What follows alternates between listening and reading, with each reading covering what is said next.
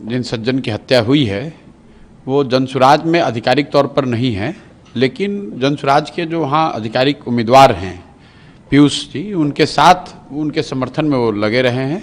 और ये दिखाता है कि कहीं न कहीं बिहार में जिस जंगल राज की बात होती थी, जो बाहर लोग सुनते थे कि चुनाव के दौरान बड़े पैमाने पर हिंसा होती है, वो कहीं न कहीं उसी को दर्शाता है।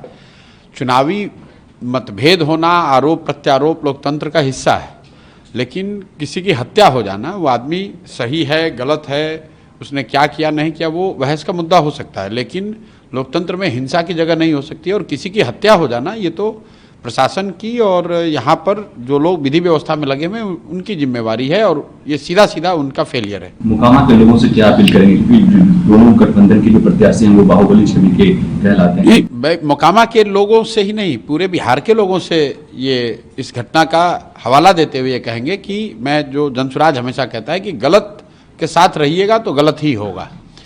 बाहुबली किसी जाति का हो, किसी समाज का हो, आपके गांव का हो, आपके विचारधारा का हो, जो गलत है वो गलत है।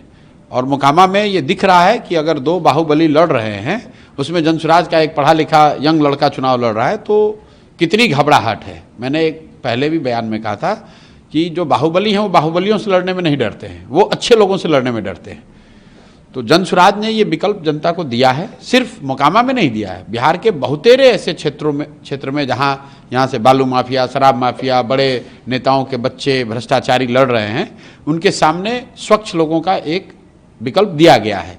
अब बिहार की जनता पर है कि वो स्वच्छ लोगों को चुनती है या फिर वही पुराने भ्रष्टाचारियों को, बाहुबलियों को चुनती है। स्कूल का बस्ता छाप पर बटन दबाएं, जनसुराज को विजयी बनाएं।